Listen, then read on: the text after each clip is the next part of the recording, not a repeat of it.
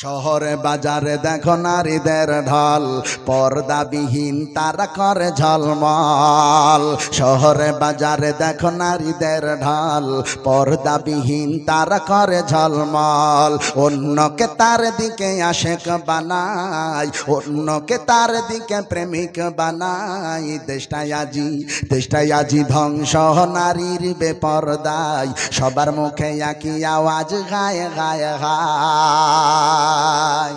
ইবলিস আজম এই দেশেতে আগমন করেছে নারীর বেশে, ইবলিস আজম এই দেশেতে আগমন করেছে নারীর বেশে। তারপরেও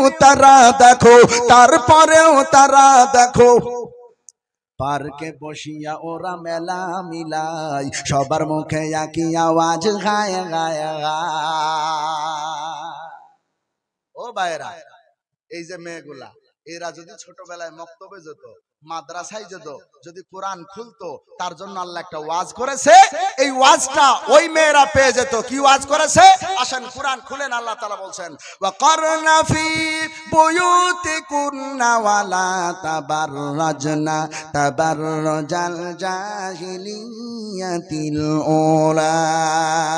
আমার মুসলমান ভাইরা বন্ধুরা, আল্লাহ তাআলা সারা দুনিয়ার নারীদেরকে ডাক দিয়া বলতেছেন, এ দুনিয়ার নারীরা, তোমরা বিশ্ব নবী মুহাম্মাদুর রাসূলুল্লাহর আগের জামানার মেয়েদের মতো হয়ো না। কারণ তারা ঠোঁটে লিপস্টিক দিত, তারা চোখে আশকারা মাসকারা আইলানা মার্জিয়া যত রকমের আটা ময়দা আছে সব তারা মাখতো। মাখার পরে তারা পেট বের করে রাখতো, পিঠ বের করে রাখতো, পায়ে তুড়া লাগাতো, এমন ভাবে তুড়া লাগাতো, তুড়া লাগানোর কারণে ঝনাক ঝনাক করে আওয়াজ হতো। আমার ভাইরা বন্ধুরা, আল্লাহ তাআলা বলেন, ওই সমস্ত মহিলাদের মতো তোমরা বেপরদায় চলো না।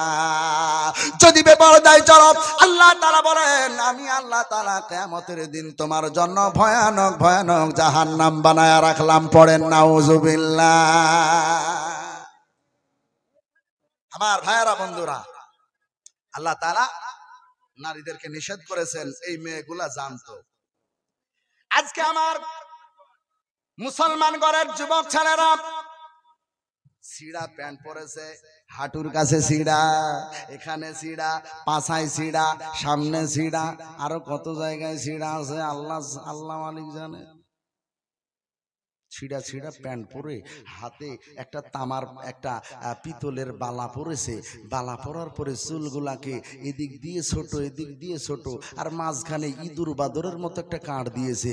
কাঠ দেওয়ার পরে বাবারে বাবা, কি তাদের স্টাইল! আপনি সন্তান জন্ম দিয়েছেন, সন্তানকে মানুষের মতো মানুষ করতে পারেন না।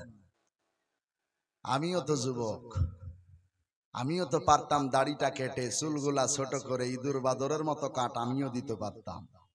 আমি যদি এখনো দিই, আপনারা আমার সাথে ঝামেলা করবেন? কেউ ঝামেলা করবেন।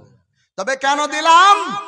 তুমি মনে করো দাড়ি রাখলে সম্মান কমে যায়, তুমি মনে করো মাথায় টুপি দিলে মাথা গরম হয়, তুমি মনে করো লম্বা জামা হুজুররা পরে ওদের শরীর গরম থাকে।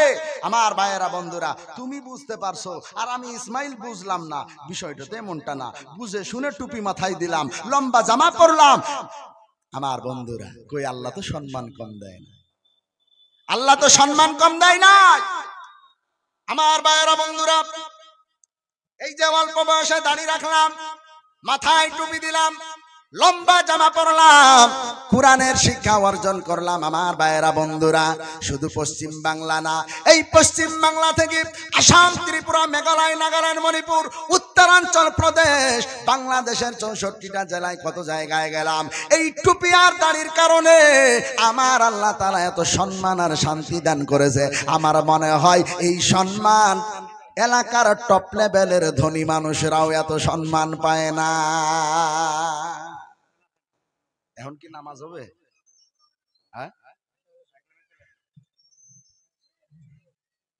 আমার ভাইয়েরা বন্ধুরা, বিশ্বনবী মুহাম্মদ সাল্লাল্লাহু আলাইহি সাল্লাম তিনার আদর্শ আমার ছেলেদেরকে দিতে পারি না। মানুষের মতো মানুষ কেমন ভাবে হবে? এদেরকে তো কোরআন শিখাইতে পারি না আমরা, এদেরকে তো কোরআন শোনাইতেও পারি না, শিখাইতেও পারি না আমরা। কারণ কোরআন যদি তাদেরকে শিখাই, আমরা যেমন কোরআন শিখলাম, কোরআন শিখার পরে দেখলাম একটা উত্তম আদর্শ কোরআনের মধ্যে আল্লাহ রেখেছে, আল্লাহ রাস্তা বলে দিয়েছে। আমার বন্ধুরা, কি আদর্শ! যে আদর্শের কারণে মানুষ মানুষের মতো মানুষ হবে। আসেন